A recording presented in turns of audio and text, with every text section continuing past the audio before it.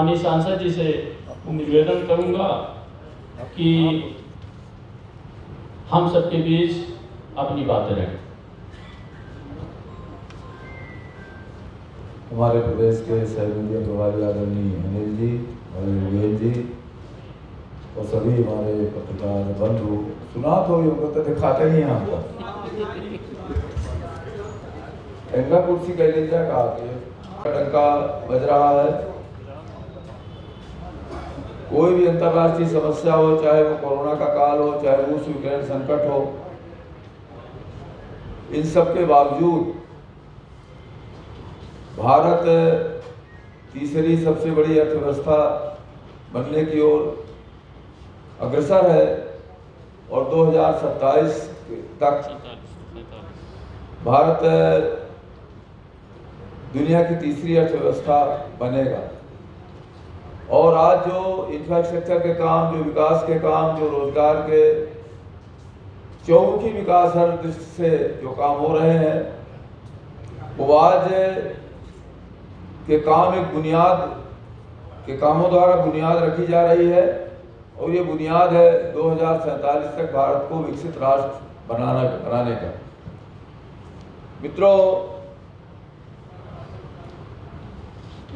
प्रमुख रूप से आज हम इस मानसून सत्र में जो कुछ हुआ उसके विषय में आपसे मुख्य रूप से चर्चा करना चाहूँगा। जैसा कि आप सब ने लिखा है, दिखाया है, सुनाया है कि विपक्ष का घमंडिया गठबंधन लगातार संसद को अवरोधित किए रहा, संसद की कार्रवाई ठप करने का प्रयास किया, ठप किया और उनका केवल एक ही मकसद था कि ये लोकतांत्रिक व्यवस्था के तहत संसद की को पूरी तरह से ठप किया जाए।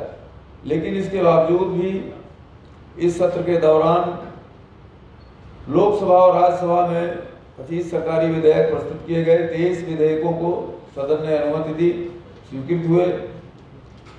सरकार ने ब्रिटिश काल में चल रहे आईपीसी, सीआरपीसी, एविडेंस एक्ट, इनको पूरी तरह से बदल करके और नए अधिनियम बनाने का निर्णय लिया है और उसे संसदीय समिति को भेजा गया है और तमाम सुझाव आने के बाद इन बदलावों को संसद के समक्ष पेश किया जाएगा।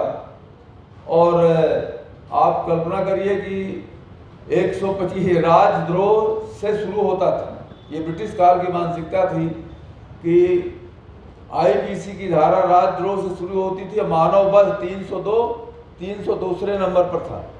कितना अंतर है। तो इस तरह से इस मानसिकता को बदल करके और एक नए परिवेश में भारत के मानस के अनुसार इन अधिनियमों को अधिनियमित किया जाएगा। संसद सत्र के दौरान जो प्रमुख रूप से राष्ट्रीय राजधानी क्षेत्र दिल्ली भी सरकार विधेयक, डिजिटल डाटा विधेयक जिसका डिटेल भी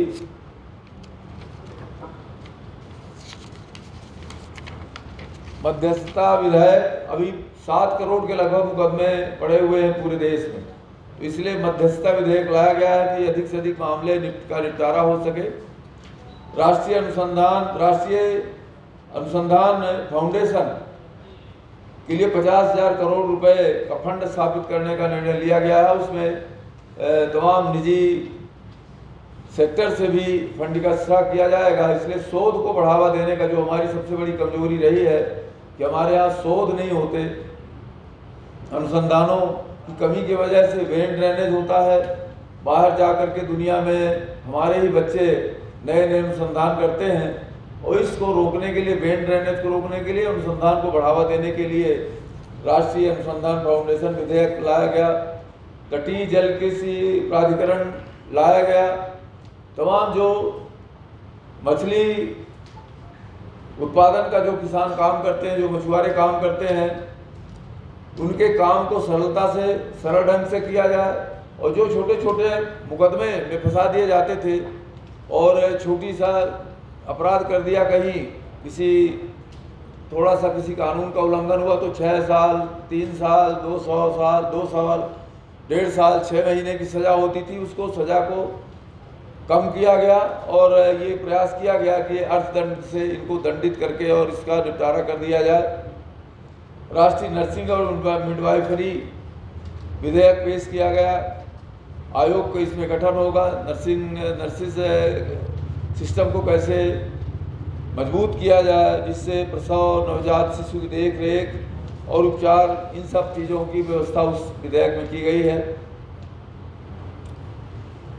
मित्रों, ये सब कुछ इतने बड़े बड़े काम होते रहे, लेकिन जो ये विपक्ष का घमंडिया गठबंधन था उसने नारेबाजी, बेल आउट में आना और किसी भी इतने बड़े महत्वपूर्ण विधेयक पारित हुए विधेयक में हिस्सा नहीं लिया और बार बार ये सदन स्थगित होता रहा। इतनी अशिष्टता की गई कि आप पार्टी के राज्यसभा के सदस्य संजय सिंह को राष्ट्रीय राजधानी क्षेत्र का जब विधेयक प्रस्तुत हो रहा था उस समय उन्होंने जिस तरह से राज्य सभापति के निर्देशों का उल्लंघन किया और इस कारण से उन्हें निलंबित करना पड़ा। केवल संजय सिंह ही नहीं, सुशील कुमार सिंह रिंकू जो आम आदमी पार्टी के लोकसभा के सदस्य, उन्होंने जिस तरह की अभद्रता की आप लोगों ने देखा होगा, लिखा भी है। डेरेक ओब्रायन, ये इनके अनियंत्रित व्यवहार की वजह से, अधीर रंजन चौधरी, इन्होंने जो कुछ भी कहा आपने देखा है किस तरह से अशिष्ट और अमर्यादित भाषा का और व्यवहार किया। इसी तरह से राघव चड्ढा जो आम आदमी पार्टी के राज्यसभा सदस्य, उन्होंने चयन समिति के समक्ष बिना कंसेंट लिए 5 सांसदों के बिना कंसेंट के और उनके कह दिया कि ये भी इसमें काम करना चाहते हैं। तो इस तरह से